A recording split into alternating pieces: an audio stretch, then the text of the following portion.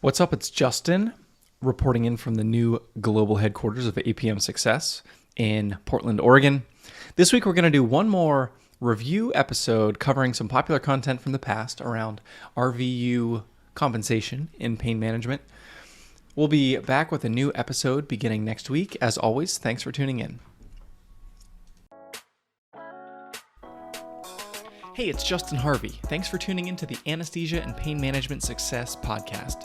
With APM Success, we take a close look at important topics pertaining to business, practice management, personal finance, and careers for anesthesiologists and pain management physicians. We work hard to take your critical questions straight to the experts. Thanks for listening. What's up, everybody? Welcome to episode 50, our one-half centennial episode of the Anesthesia Success podcast. I'm your host, Justin Harvey. I'm very pleased to be speaking with you today, doing part 2 of 2 in our series, talking about RVUs and income benchmarking, and helping pain physicians specifically understand what is the link between RVUs and compensation. How do you evaluate in a job offer or employment agreement? How does the income offer stack up against applicable peer groups? How do you evaluate the competitiveness of an offer? And how do you understand what the potential outcomes are for an offer based on different levels of productivity? This is a pretty complex topic. We're going to give it what I would call a criminally superficial flyby overview today. This is something that's broad and deep and we'll continue to look at in the coming weeks, but wanted to just give a little bit of context today and review this topic. So here's the background with regards to looking at contracts. The purpose of this podcast is to help close the information gap in all things career, contract, compensation, etc. Contracts are pretty complex. They have a lot more in them than just how much you get paid. There's the mechanism for your pay, there's duties and responsibilities, non-compete, your non-solicit, intellectual property, etc., etc. A lot of things that contracts talk about. What we're going to focus on today is just the compensation piece, and specifically only the compensation piece for RVUs. So there's a few different types of RVU comp, as you can see here. I'm boiling this down into some simpler categories just for summary purposes.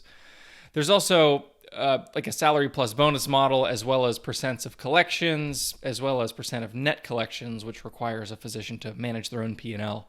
We're going to be limiting our review today to items 1, 2, and 3 on this list, which is like straight dollars per RVU, base plus tiered RVU, and then base plus a per RVU bonus. And for our listeners, I would encourage you today, this is going to be a video podcast.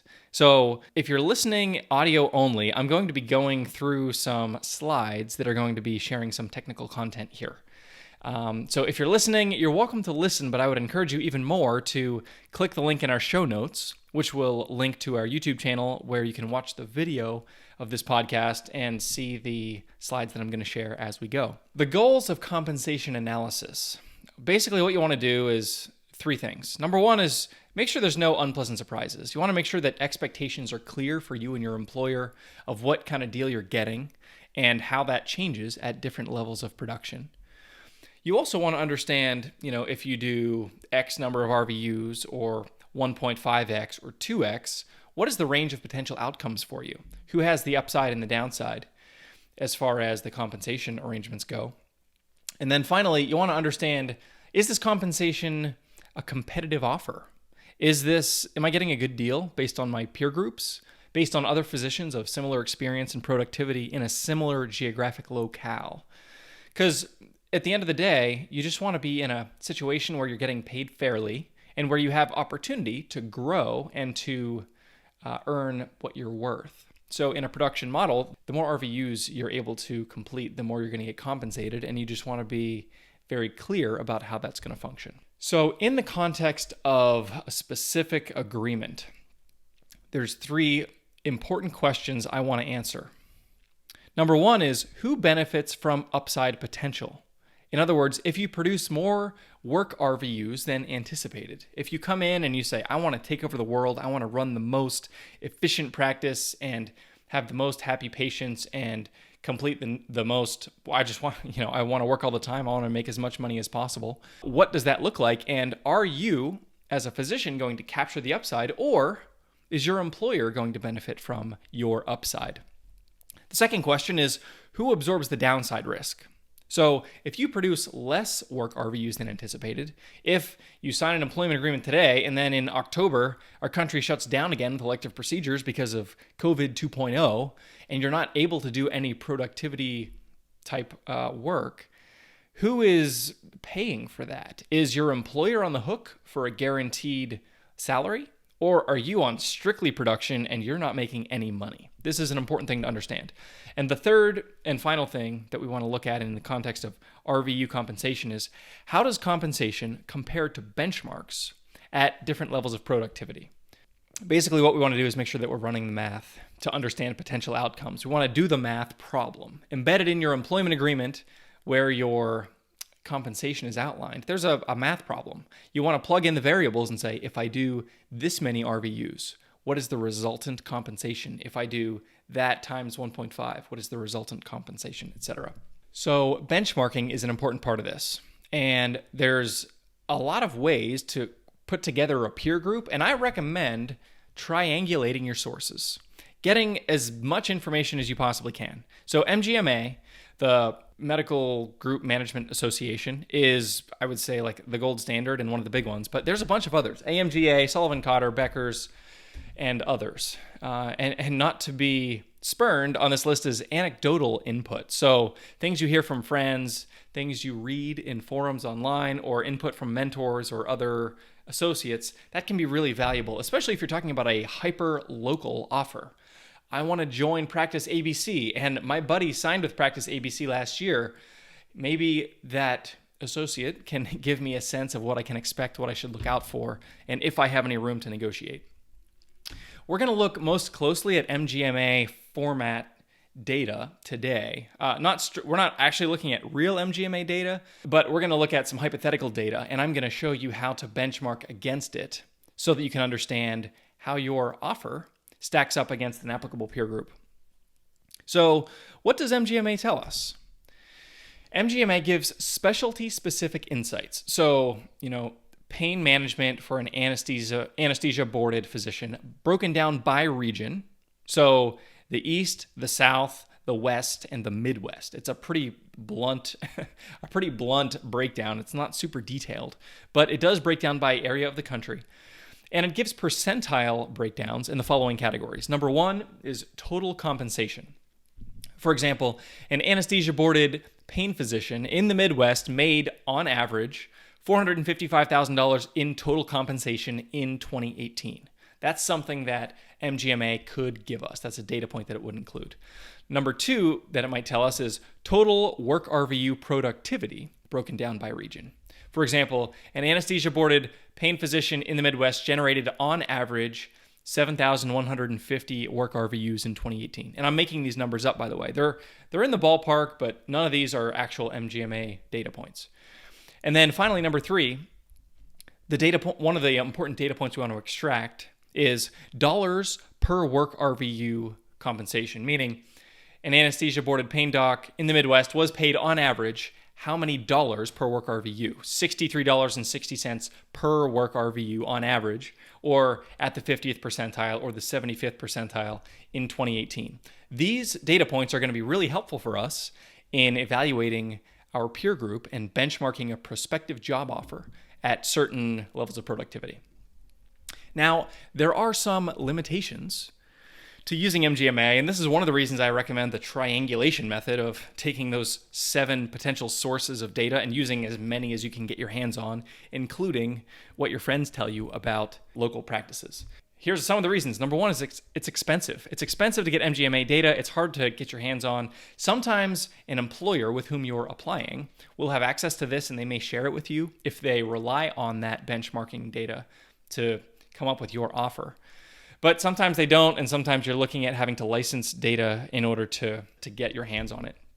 Number two, in some cases, MGMA has a pretty small sample size in order to come up with these averages. They give numbers that are very definite, but if you look at the sample size, some of them are as small as a 5 to 10 provider group when they're deriving an average income for a certain region. I don't know how many pain physicians are in the Midwest, but I'm sure that 5 to 10 is probably not a statistically significant number. So something to be aware of is it may or may not be representative of actuality. Number 3, another challenge with MGMA data, it's an oversimplification from a region standpoint. Like I said, there's 4 regions, meaning in the West region, Juneau, Alaska, and Los Angeles are in the same region and would be comparing to the same benchmarks. Same with Charleston, West Virginia, and Manhattan. As we know, the compensation in those areas is going to be significantly different because of cost of living differential, but there's no ability in MGMA to be able to parse that out. Number 4, MGMA is ineffective to break down the urban versus suburban versus rural differential, meaning someone who's looking at a practice in Chicago and someone who's looking at a practice in the middle of Ohio are both going to be looking in the Midwest, but there's no ability in the MGMA data to be able to parse out the difference between urban versus rural, even though we do see a significant earnings gap and pay gap in that type of situation. And then the 5th challenge is that it's physician compensation is complicated. And many times it can't be boiled down to just a number or a series of numbers. And that's what MGMA seeks to do in an apples-to-apples way. So that can be really difficult, and it creates certain inherent challenges. But in some cases, it's the best we have, and I would say that it's the gold standard that most practices or institutions rely on, or at least will take into account when they're coming up with peer groups for physician comp. So how do you get a fair deal? If you're looking at MGMA, you're thinking about peer groups, and you're thinking about RVU production model in pain medicine, how do you get a fair deal? There's 3 important things to think about. Number 1 is establish the base compensation number and the work RVU target and tie the percentiles together. In other words, if you're getting a base comp number of the 50th percentile, you also want to have an RVU target in the 50th percentile to be able to have a fair dollars per RVU payout. And I'm going to give you some examples of that in a minute. Number 2 is after you tie the percentiles for the base, you want to determine how much am I going to get paid over the base? What is the marginal gain once I hit my RVU target, say it's 6,000 RVUs, for every RVU I do above that? And in this context, when I say RVU, I mean exclusively work RVUs, because that's the number that is used in calculating these compensation numbers. And if you want to go back to episode 49, anesthesiasuccess.com/49, we talk about the different types of RVUs and the calculation and how it all works. But exclusively work RVUs now, we want to determine for each work RVU, how much are you making for that incremental marginal work RVU? And is that a number you can live with? Does it incentivize you to work more, or does it incentivize you to stop once you hit your target? That's important to understand. And then finally, we want to be able to run the numbers to do the actual math problem to ensure that the compensation you're going to receive is in line with benchmarks or is better than benchmarks, so that you can know that you're being fairly valued as a professional and as a physician. And so a lot of the content today, I had this experience at the fall ASRA meeting in 2018 at the problem-based learning discussion luncheon with Dr. Jay Grider. His insights have been instrumental in helping me to understand how RVUs work, how productivity compensation works, how these ideas interact with what physicians actually get paid. So all of the good stuff that we're about to dig into is solely due to, or largely due to, his influence and insight. If there's any mistakes or problems or anything, it's probably a misinterpretation of mine. Yeah, and I do want to take this moment to make a disclaimer here. Again, I said this last week, I'm not a practice consultant or an expert in these things. I spend a lot of time trying to get my brain wrapped around it and helping physicians sort of unravel what their contract actually says. But this is no substitute for having a qualified healthcare attorney look at your contract and help you with this. Although I find in many cases, sometimes healthcare attorneys, this level of detail is a little bit beyond what they're willing to provide. Having said that, I want to equip you with the following details. So here's a starting point for benchmarking. If you're saying, how much should I expect to make? We need to first choose the region. So if you're looking at the Midwest, you want to find a region-specific peer group analysis. So this is just a hypothetical a group of data here, what you might find with any one of these major consulting companies. And this is basically how it's broken down in the percentiles in terms of total comp, in terms of the work RVU productivity, and then the pay per RVU. And then what we have here is I call it the implied compensation per work RVU, meaning if you're getting this level of total comp and doing this level of productivity, this is how much you're getting paid per RVU. So this data is helpful, and if you can get your hands on it, that's a good first step, but it's not sufficient. We need to know how to interpret it with actual job offers and actual numbers. So here's what I was saying before, which is the first step is to match the percentile of your base with the percentile of your productivity target. And you want to get reasonable per work RVU bonus, which is, we'll say starting near the median. So what I mean by that is, if your base compensation, your target comp is, in this case, say it's $350K, they want to start you out at.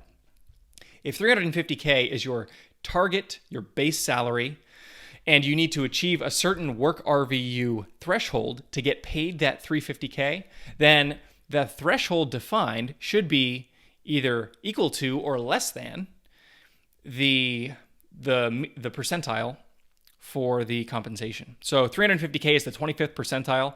4,750 work RVUs per year is also the 25th percentile. What this means is you'll make 350 after completing 4,750 work RVUs, and that then will free you up to earn additional work RVU bonus above and beyond that 4,750 if your productivity exceeds that number, and will allow you to continue to earn more. What you don't want is to have something like a 25th percentile comp as your base and have a median work RVU target. Something like 5,700 work RVUs is the median, somewhere thereabouts.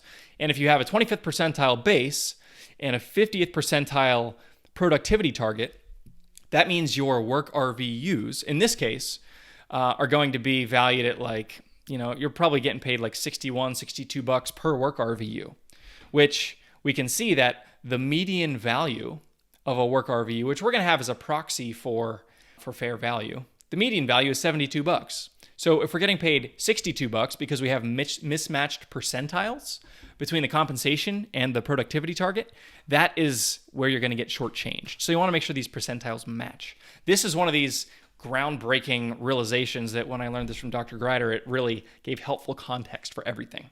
So this is always one of the first things I look at. Here's my disclaimer. All these numbers are fabricated. They're the right ballpark for pain management. None of these have been taken strictly from MGMA or any other data.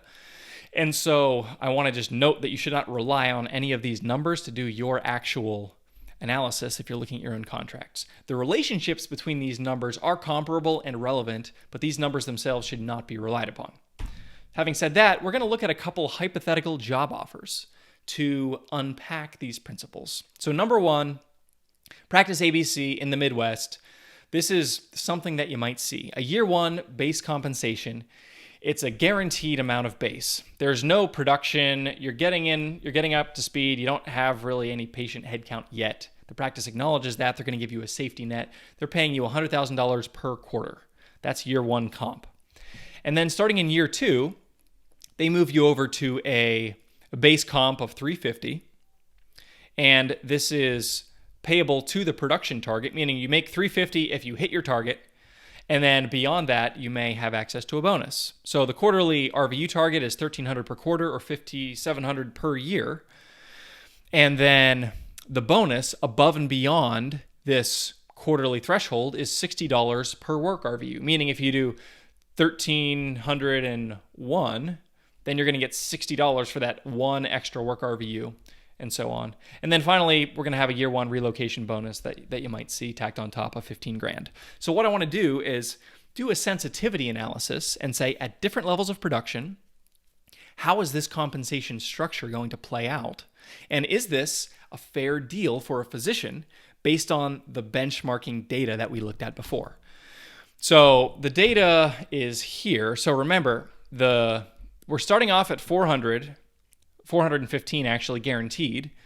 And then we go down to 350 for our base comp with a target a productivity target of 5,700, what was the number? 5,700 work RVUs per year. So now we have this problem, right? We've got a 25th percentile compensation and a median percentile productivity target. So I can see right away, looks like this is undervaluing the physician labor. So here's how this is going to play out in years 1, 2, and 3.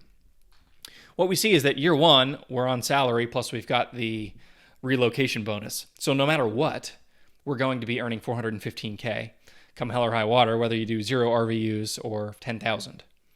And this is going to change over time when we move to the productivity model in year 2, where you can see in year 2, you're making the base up until you hit the productivity target of 5,700. And then once you crack that number and you get to 5,750, then we start making that extra $60 per work RVU. And that just continues up till forever. And you can see at the 7,500 work RVU number, we're making about $458K. And that's the same between 2021 and 2022. Now, one of the important things that we want to evaluate is, in this context, what is the dollars per work RVU based on our different levels of production? And it's no surprise to say that, well, in year 1, because it's all guaranteed, the less work we do, the better our dollars per work RVU ratio is. Now, this is great for the physician because if you literally do 0, then you have an infinite number of dollars here. And then the more you do, the less your dollars per work RVU equals out to.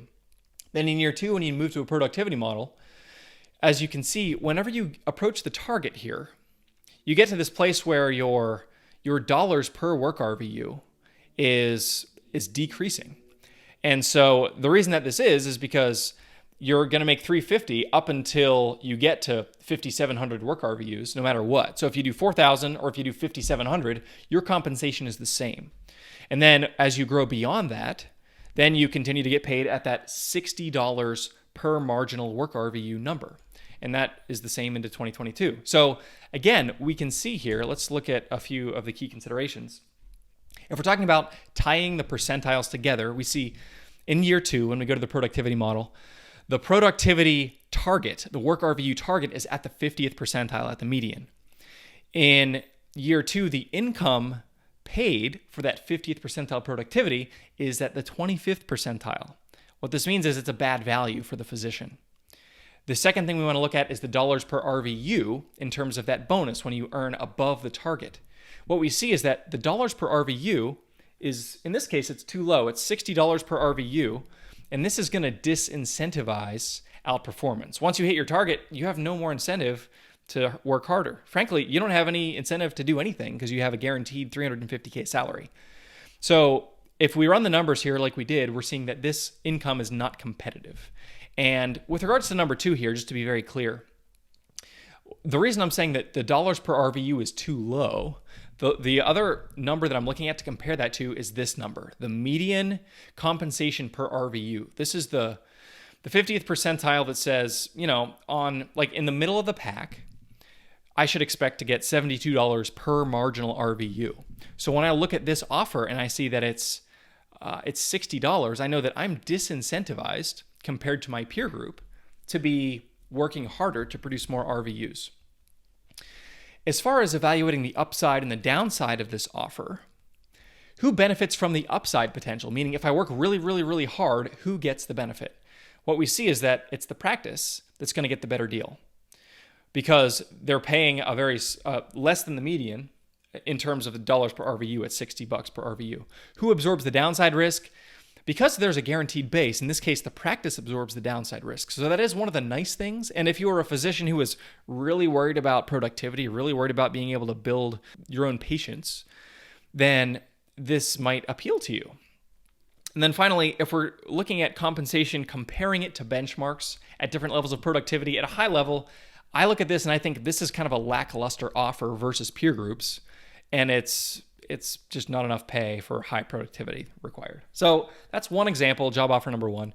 Let's look at another similar offer with a little bit of a different structure. We're going to have a base comp of $357,500.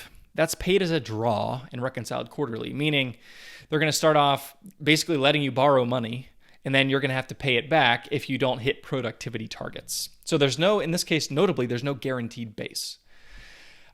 There's going to be a work RVU, what's called a conversion factor, basically saying until you get to your target, every work RVU is worth $65. And then that target annual work RVU threshold is 5,500 work RVUs. Once you hit this 5,500 target, they're going to give you a bonus for hitting your goal as an incentive to get to the target of an extra 42 grand. At that point, once you hit your target, any comp from your target up to 8,000 work RVUs is going to be paid at $75 per work RVU up till 8,000 with an annual reconciliation. And then with the work RVUs from 8,001 and up, it's going to be $50 per work RVU. So you can kind of see what the practice is doing here. They're trying to incentivize you to a point up to that 8,000 work RVU number, and then they're kind of throwing water on the fire, and they want you to sort of cool your jets at that point. So let's see how this works out with practice DEF. And because every year is going to be on the same productivity model, we're just going to look at 1 year. And what we see here is that at the different levels of productivity, up until we hit that target of 5,500 work RVUs, you can see that, the salary is growing here at $65 per work RVU. And then once we hit that 5,500 target, we get that big bonus, that 42 grand bonus. And that kicks our average dollars per work RVU up from 65 to 73, as you see at the $5,500 threshold. And then from 5,500 all the way up until 8,000, we're earning at that higher dollars per work RVU number. And then after 8,000, we're earning at the lower $50 per additional RVU number. And that brings our total dollars per work RVU back down on average. But this is a much more competitive package compared to what we were looking at before. So if we're evaluating this package, here's what we see. The productivity target is near the median. At that 5,500 number, the median is 5,700, so we're in the ballpark. And then the compensation was slightly shy. So what we saw is 357.5 is the base, but we know that once we get the target bonus here, we're going to be up at 400K. So 400K for a 5,500 RVU performance target. If we go back to our numbers here, we're looking at 450 is the median comp for 5,700. So 400 for 55, we're in the right ballpark. I would say, if I was looking at this contract, I would say, let's negotiate this up. Use this as an opportunity to say, hey, we need to either reduce the productivity target, and we need to get to that 400 at, say, 5,000 RVUs, or we need to increase the bonus or increase the total comp that will be realized once we get to the 5,500 number. As far as the compensation over the base, the dollars per RVU is pretty strong up to 8,000 at that $70 per incremental RVU. And then you're disincentivized to go beyond that 8,000. And then finally, when we run the numbers on everything and look at this all across the spectrum of productivity outcomes, this strikes me as a pretty competitive offer. It's near the median. Now, whether or not that's competitive for you based on what you're looking for is obviously up to your discretion. But this certainly passes the test, as I'm looking at it, to be a fair deal for a physician who's looking for an opportunity to succeed based on productivity. And then as far as the questions about upside, downside, and competitiveness, in this case, the upside is pretty good for the physician up to the 8,000 RVU mark. So if I'm a doctor who's coming in and I want to work hard and I want to be well paid for that, this checks the box for that. Now, it doesn't pay me well up to 10 or 12,000 RVUs, but I can do really well up to the 8,000 RVU point. And then as far as downside risk, this is another thing you want to think about. Again, especially in this day and age with coronavirus, if it comes roaring back and where you're not able to earn work RVUs for a period of time, you want to know who absorbs the downside. In this case, it's the physician, because there's no guaranteed salary. It's a draw with a quarterly reconciliation. So if you don't hit your performance targets, you're going to be writing a check back to the practice at the end of every 3-month period. No guaranteed minimum. So that's important to note. And then finally, how does this compare to benchmarks? If you hit the targets, it's competitive. So that's really all you can ask for, I think. And I would have no qualms about somebody who's interested in signing with this practice doing so. So key takeaways as far as what are the important things to think about in benchmarking competitiveness of RVU offers. Triangulate income targets using as many sources as you can get your hands on. as far as total compensation, dollars per RVU, and work RVU numbers being the sort of the big three that we want to look at. If the dollars per work RVU is low, you want to push it up towards the median. You want to understand who bears the downside risk and who has the upside incentive in this type of contract. Is there a guaranteed salary if I'm not able to produce? Is there a capped income on the upside or a sharply reduced compensation per work RVU that's going to make me chill out in like October by the time I'm getting really close to whatever that ceiling is?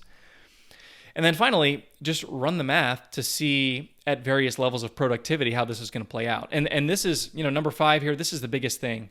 I just want to hit this again. Tie the percentile of your compensation to the percentile of productivity as your starting point, and then add the variable component on top of that at the median dollars per RVU to get a good deal. So here's this chart one more time. If you have a 450K comp that you're going to achieve around the median work RVU target of, in this case, hypothetically 5,700 work RVUs, then that's a fair deal. Same as if you can target 350 at a 4,700 work RVU number and then have the ability to earn additional on top of that at the median dollars per RVU threshold. So this is the way you want to look at this. If you're asking these questions and you're able to match these percentiles, then you'll always be in a place where you're never going to get a bad deal. The most important thing is to just understand in the various potential outcomes, the various potential levels of productivity, potential levels of work RVUs, how is compensation going to change in those outcomes, and then prepare accordingly. So hopefully this is helpful.